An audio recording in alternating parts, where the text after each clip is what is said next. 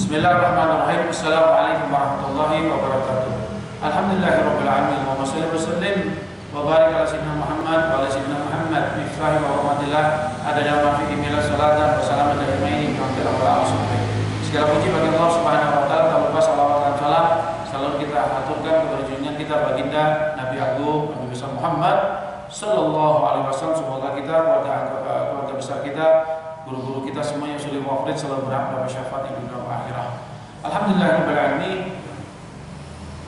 Ada satu amal soleh yaitu sholat sunnah, di mana sholat sunnah ini yang disebut sholat sunnah tasbih, yang insya Allah kalau kita amalkan akan mendapatkan keutamaan yang luar biasa dari apa-apa saja yang kita hajatkan. Di mana kita mengingat Allah Subhanahu wa taala berfirman dalam surat Al-Baqarah yang ayat 45, Bismillahirrahmanirrahim, wasta'inu bis-sabri was-shalah. Mintalah kita ini pertolongan kepada Allah dengan sabar dan sholat. Nah, salah satu media kita, cara kita untuk minta pertolongan kepada Allah dengan sholat, dan salah satu di antara sholat tersebut adalah sholat tasbih. Dalam kitab fikih yang berjudul Sholat yang disusun oleh Habib Segaf Hasan Baharul, di mana beliau salah satu pengurus daripada Yayasan Pondok Pesantren Darul Mukhwadah berdakwah dipanggil Pasuruan. Semoga beliau dan seluruh keluarga besarnya selalu wafat selalu diberikan panjang umur dan sehat walafiat selama di dunia dan akhirat. Di sini disebutkan babul sholat tasbih, yaitu disebutkan sholat tasbih ini keutamaannya begitu banyak. Yang pertama yaitu mengampuni dosa-dosa kita. Nanti bisa dibahas dalam riwayat yang disebut yang mengatakan kalau tasbih itu akan mengampuni dosa-dosa kita. Kedua, sholat tasbih itu akan bisa menarik segala kebaikan dan kebahagiaan. Di mana kita paham kalau kita ini punya keluarganya baik, kita berbahagia, tentu nikmat. Kalau kita punya anak, maka anak kita ini golong yang baik-baik semuanya, maka orang tua sangat senang. Kalau kita berdagang, dagang kita barokah, tentu kita sangat senang. Dan sholat tasbih bisa menarik semua kebaikan dan kebahagiaan. Lalu berikutnya, sholat tasbih tersebut juga bisa menghindarkan kita dari segala macam musibah, bala, dan bermacam-macam keburukan. Hadirin dimanapun berada, kita paham negeri kita ini selalu dirundung oleh yang namanya musibah, bala, dan macam-macam keburukan, yaitu banjir bandang, gempa bumi, angin ribut, bahkan sekarang tambah lagi pandemi corona yang belum selesai. Maka dari itu, mari kita minta tolong kepada Allah agar dijauhkan musibah dan bala, apalagi apabila mendalik yang sudah terkena penyakit corona. Sholatlah tasbih. Insya Allah nanti sholat tasbih insya Allah disebutkan, dan yang sehat sholat tasbih akan dicegah oleh Allah dari bala tersebut insya Allah. Nah, di sini dalam riwayat hadis disebutkan kalau Rasulullah SAW lil Abbas bin Abdul Muttalib, ya Abbas, ya ammah, ala uktika, ala an nahuka, ala uhayyuka, ala af'ala laka asyraf khisalin. Ija fa'alta zalika ghafarallahu laka dzambaka kullahu awwaluhu wa akhiruhu wa qadimuhu wa jadidahu wa khata'ahu wa amdahu sahiruhu wa kabiruhu wa sirruhu wa alaniyatu asrul hisalin antusila arba'a rakatin taqra'u fi kulli rakatin bi Fatihah kita wa suratuh. Lalu hadis ini dilanjutkan dengan bagaimana caranya melakukan sholat tasbih tersebut. Nanti kita bisa bahas di belakang. Lalu di akhir hadis ini disebutkan keutamaan setelah melakukan sholat tasbih.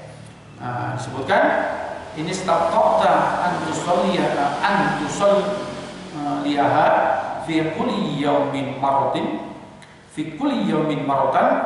faf'al fa in lam tasta' fa fi kulli jum'atin marratan fa in lam taf'al fa fi kulli syahrin marratan fa in lam taf'al fa fi kulli sanatin marratan fa in lam taf'al fa fi umrika marratan. Rawahu Abu Dawud.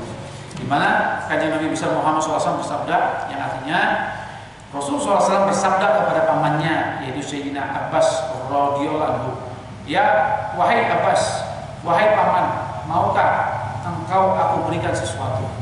Maukah engkau aku hadiahkan sesuatu? Maukah engkau aku melakukan untukmu 10 hal Dan jika engkau lakukan hal itu, maka Allah akan mengampuni segala dosa-dosamu dari awal sampai akhir. Yang sudah lama engkau lakukan atau yang baru, yang sengaja atau yang pelan atau yang tidak sengaja, baik dosa kecilmu atau dosa besar, yang tersembunyi atau yang tampak, dengan melakukan 10 hal tersebut, yaitu dengan melakukan sholat 4 rakaat yang bisa dilakukan 4 rakaat langsung atau 2 rakaat salam, 2 rakaat salam. Engkau membaca surat Fatihah dan setelah itu surat, lalu setelah itu dengan membaca subhanallah, alhamdulillah, wala ilaha akbar. Nanti kita bisa bahas bagaimana cara sholat tasbih tersebut. Dan sini diriwayatkan sudah dilanjutkan dengan cara-cara sholat tasbih tersebut. Maka di sini sebutkan, ya. Dan jika kamu dapat melakukan itu semua setiap hari, maka lakukan. Jadi sunnahnya setiap hari. Dan kalau tidak bisa, tidak mampu untuk setiap hari sholat sunat tasbih, maka lakukan setiap minggu sekali. Dan jika tidak bisa juga tidak setiap minggu, maka setiap bulan sekali. Kalau setiap bulan tidak kuat, maka lakukan walaupun setiap tahun sekali. Dan kalau tidak bisa juga, maka lakukanlah walaupun 1 kali dalam seumur hidup. Hadirin dimanapun berada, lihat, Kanjeng Nabi sampai menekankan kalau nggak mampu minimal sekali seumur hidup. Ini udah yang paling sedikit-sedikitnya. Bahkan Kanjeng Nabi ini menyarankan, mensunahkan setiap hari 1 kali. Kalau enggak seminggu sekali, kalau enggak sebulan sekali, kalau enggak setahun sekali. Paling enggak bisa selemah-lemahnya ini 1 tahun sekali. Kenapa Kanjeng Nabi menekankan seperti itu? Karena utamanya besar. Di sini saya Al-Fakir akan mengulangi kembali, yaitu kalau kita melakukan ini, maka Allah akan mengampuni segala dosa-dosa kita, yang awal sampai yang akhir. Yang awal ini berarti apa? Sejak kita mulai balik, maka sejak kita melakukan dosa tidak dicatat. Sampai akhir berarti sampai kita sakaratul maut, meninggal dunia. Yang sudah lama yang kita lakukan atau yang baru, yang lama yang kita sudah lupa atau yang baru saja kita lakukan, akan diampuni oleh Allah berkat sholat tasbih tersebut. Yang sengaja kita lakukan atau tidak, dosa yang kita sengaja atau dosa yang tidak sengaja. Mungkin kita banyak melakukan kesalahan yang kita tidak anggap dosa, tapi dosa. Maka ini juga ikut termasuk diampuni oleh Allah. Baik dosa kecil ataupun dosa besar, kecil ataupun besar juga diampuni oleh Allah Subhanahu wa taala berkat sholat tasbih. Nah, maka dari itu, mari upayakan sholat tasbih tersebut. Mari kita semangatkan tubuh kita, apalagi terlebih dengan keutamaan yang lain, yaitu bisa menarik segala kebahagiaan, menarik segala kebaikan, dan juga menghindari dari segala bala, musibah, dan macam-macam keburukan. Sehingga mari sama-sama kita mendawamkan ini, terutama negara kita yang seperti ini. Mari siapapun mungkin yang ada yang melihat pemirsa dimanapun, ada yang mempunyai kewenangan untuk melakukan itu, mari kita sarankan keluarga kita, masyarakat kita di Indonesia khususnya untuk jauh dari musibah bala, lakukan sholat tasbih ini. Kapan? Sekarang. Nah, mari coba kita melihat dari tata hukum fikih tersebut. Nah, contoh niat sholat tasbih. Jadi sholat tasbih ini bisa dilakukan 2 rakaat salam atau 4 rakaat sekali salam. Ya, kalau kita melakukan sholat tasbih ini 2 rakaat salam, yaitu niatnya usolli sunatan tasbih rakaataini lillahi ta'ala. Saya berniat melakukan sholat sunat tasbih 2 rakaat karena Allah Ta'ala. Ya, kalau yang 4 rakaat usolli sunatan tasbih 4 rakaatin lillahi ta'ala. Saya berniat melakukan sholat sunat tasbih 4 rakaat karena Allah Ta'ala. Bagaimana cara melaksanakannya? Waktunya sholat sunat ini boleh dilakukan pada siang atau malam hari, tetapi bukan pada waktu yang diharamkan untuk melakukan sholat sunat, yaitu setelah sholat subuh, lalu setelah sholat subuh sampai terbit, ditambah lagi 16 menit sebelum waktu isyraq, lalu pas istiwa, lalu pada sholat asar, lalu juga menjelang sholat maghrib. Seperti itu yang tidak dilakukan. Jadi kalau kita melakukan, silakan waktu duha atau pada duhur, atau antara maghrib sampai isya, atau pada isya sampai malam sampai sebelum azan subuh, seperti itu. Nah, ada 2 cara bagaimana melakukan sholat sunat tasbih. Cara yang pertama, ini cara yang pertama. Pertama, setelah kita niat, kita baca takbir Allahu Akbar, takbiratul ihram. Lalu setelah itu kita membaca doa iftitah, Allahu Akbar kabira walhamdulillah katsiran subhanallah wa syah ila akhirih, sampai seterusnya. Lalu sebelum membaca surat Al-Fatihah, kita membaca tasbih 15 kali. Subhanallah walhamdulillah wa la ilaha illallah wa akbar. Setelah membaca itu, kita membaca surat Al-Fatihah. Nah, setelah membaca surat Al-Fatihah, kita membaca surat. Terserah surat-suratnya ya. Mau Al-Kafirun boleh dan sebagainya. Lalu setelah membaca surat kita membaca tasbih 10 kali sebelum ruku. Subhanallah walhamdulillah wala ilaha illallah akbar. Setelah itu kita takbir intiqal, takbir perpindahan Allahu akbar. Ketika ruku kita membaca 10 kali Subhanallah walhamdulillah wala ilaha illallah akbar. Lalu samiallahu liman hamidah, ketika iktidal, waktu saat iktidal kita membaca 10 kali Subhanallah walhamdulillah wala ilaha illallah akbar. Lalu kita takbir sujud pertama. Saat sujud pertama kita membaca 10 kali Subhanallah walhamdulillah wala ilaha illallah akbar.